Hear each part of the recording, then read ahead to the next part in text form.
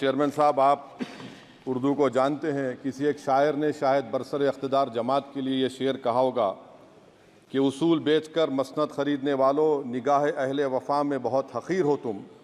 वतन का पास तुम्हें था न होगा कभी कि अपने हिर्स के बंदे हो, बेज़मीर हो तुम। इज़्ज़त नफ्स किसी शख्स की महफूज नहीं, अब तो अपने ही निगहबानों से डर लगता है। डंके की चोट पे जालिम को बुरा कहता हूँ, मुझे सूली से न जिंदानों से डर लगता है। मोहतरम चेयरमैन साहब, मैं आज इन लोगों की तरफ से बोल रहा हूँ जो दिखते तो हैं, जिनके बारे में बात तो होती है मगर उनकी कोई नहीं सुनता। मैं उनके बारे में बोल रहा हूँ जिनके बारे में वज़ीर आज़म मोदी ने कहा था कि घुसपैठी है। मैं उन बेटियों और माओं के बारे में कह रहा हूँ जिनके बारे में मोदी ने कहा कि ज़्यादा बच्चे पैदा करते। मैं उन मासूम नौजवानों के बारे में कह रहा हूँ जिनको मॉब लिंचिंग के ज़रिए मारा जा रहा है। मैं उन बेज़ुबान माँ और बाप के बारे में बोल रहा हूँ जिनकी औलाद आज इस हुकूमत के गलत कानून के चक्कर में जेलों में सड़ रहे हैं। सर, मैं दस्तूर जब इस ऐवान में बन रहा था, संविधान बन रहा था, तो उस वक्त अलहदा वोटर लिस्ट और इंतखाबी रिजर्वेशन की बात आई तो उस वक्त के हमारे फाउंडिंग फादर्स ने, हमारे बुजुर्गों ने, दोनों समुदाय के हिंदू और मुसलमानों ने फैसला किया कि हम इस पर राज़ी नहीं होंगे। बल्कि उन्होंने क्या कहा था हमारे फाउंडिंग फादर्स ने, उन्होंने मुखालिफत की थी अलहदा वोटर लिस्ट की और इंतखाबी रिजर्वेशन की। उन्होंने कहा था, I quote sir, it is the duty of majority community to ensure that minorities are elected in the representative numbers. BJP मुसलमानों की नफरत पर जीतती है और मुसलमानों के नाम निहाद मसीहा मुसलमानों के 90% ज़्यादा वोट हासिल करते हैं, मगर फिर भी इस ऐवान के दरवाजे नहीं खुलते मुसलमानों के लिए और सिर्फ 4% मुसलमान जीत कर आते हैं। सर, संविधान सिर्फ एक किताब नहीं है जिसे चूमा जाए, संविधान एक किताब नहीं है जिसे दिखाया जाए, संविधान एक सिंबल भी है, मगर संविधान एक हमारे बुजुर्गों के ख्वाबों की किताब है। हमारे जमहूरियत को हमारे बुजुर्गों ने इस तरह समझा, हमारे फाउंडिंग फादर्स ने इस तरह जमहूरियत को समझा कि इसमें हर समुदाय और मजहब और समाज के मानने वाले लोगों की राय को शामिल किया जाएगा इस मुल्क को चलाने के लिए। मगर इस ऐवान में सिर्फ 4% मुसलमान जीत कर आते हैं। मैं संविधान से जो मोहब्बत के दावे करते हैं उनसे कहूँगा कि कभी उठाकर पढ़ो कॉन्स्टिट्यूंट असेंबली डिबेट्स में कि नेहरू ने, H.C. मुखर्जी ने, सरदार हुकुम सिंह ने माइनॉरिटीज़ के बारे में क्या कहा था। सर, वतन अजीज़ का मुस्तकबिल कैसा होगा जब बीजेपी मुझे गायब करना चाहती है और दीगर हिज़्ब इख्तिलाफ की पार्टियां के लिए मेरा वजूद सिर्फ वोट डालना और अपनी खबर में जाकर सो जाना है। इसीलिए आप देखते हैं कि समाजी इंसाफ है सर कि 4% मुसलमान जीत कर आते हैं। सर, इस ऐवान में ओबीसी समाज के एमपी अब अपर कास्ट के एमपी के बराबर हो चुके हैं। ओबीसी समाज के एमपी अब अपर कास्ट एमपी के बराबर हो चुके हैं और 14% मुसलमान सिर्फ 4% जीत कर आते हैं।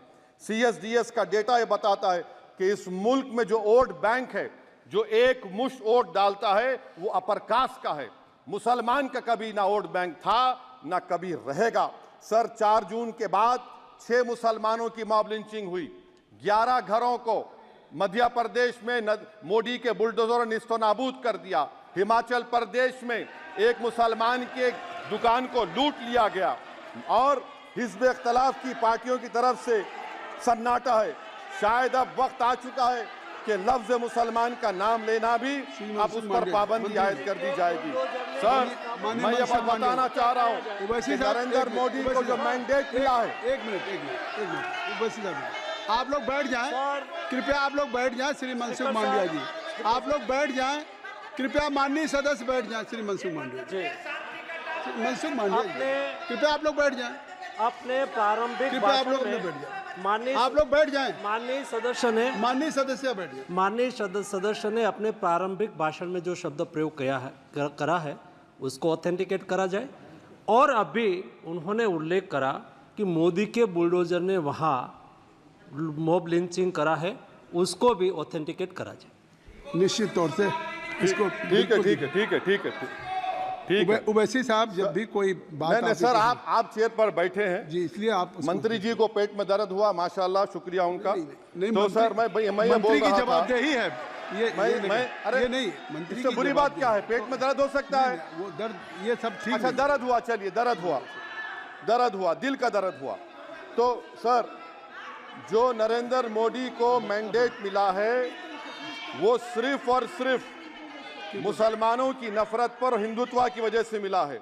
आई would like to say it is not Modi's in dock, but every single person voted him despite his anti-Muslim voice. And I would like to tell the opposition parties, this is not a moral victory for you. This is a victory of majoritarianism. Everyone should contemplate and do introspection. Why is it that the OBCs and the upper caste are getting their due representation? Why are the Muslims not getting? Are we here only to vote for you and not to get elected? If that is the case, please tell us that we are only here to vote for you. Sir, आज भारत के आधे नौजवान बेरोजगार हैं और रोजगार की तालाश, बेरोजगारी का आलम यह है सर कि मोदी सरकार के 5 साल में 75 लाख एस्पिरेंट्स की जिंदगी बर्बाद हो गई, 6 पेपर लीक हुआ। बेरोजगारी का आलम यह है सर कि रशिया जा रहे हैं, वहां जाकर अपनी जानों को दे रहे हैं। बेरोजगारी का आलम यह है कि नरेंद्र मोदी रोजगार का कैंप चलाती है नौजवानों के लिए कि तुम इजराइल में जाकर काम करो, उनको कैनन फॉडर बना रही है ताकि फलस्तीनियों की जायदादों को हड़प कर सके। ये भी कंक्लूड कर। अरे सर, मेरा टाइम है। कहाँ टाइम है सर? आप ये टाइम ले लिए मेरा। सर, मैं 2 मिनट दीजिए। ये विश्वगुरु की पॉलिसी है। इजराइल को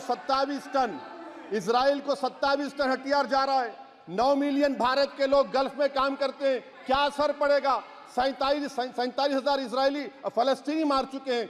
क्या है हमारी पॉलिसी सर? क्यों हथियार दे रहे हैं सर? नस्लकशी हो रही है। सदर जमहूरिया के खुतबे में राष्ट्रपति के सर, मैं उसी पे बोल रहा हूं सर, उसमें लिखा हुआ है फॉरेन पॉलिसी के ऊपर, आप पैराग्राफ नंबर 25 देख लीजिए। सदर जमहूरिया में सैचुरेशन अप्रोच है। क्यों नहीं मोदी सरकार माइनॉरिटीज को तीनों स्कॉलरशिप को डिमांड करती है सर? उसको आपने बजट कम कर दिया।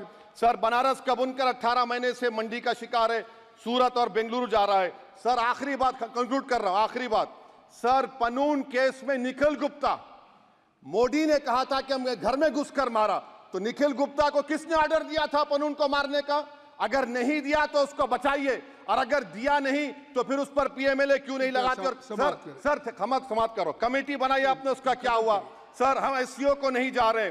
सर, मैं आपको बता रहा हूं कि मैं अपनी इस तकरीर को टीपू सुल्तान की नजर, सुनिए सर, अब हो गया, खत्म कर रहा हूं सर। मैं अपनी तकरीर को टीपू सुल्तान के नजर कर रहा हूं। ये टीपू सुल्तान की फोटो है।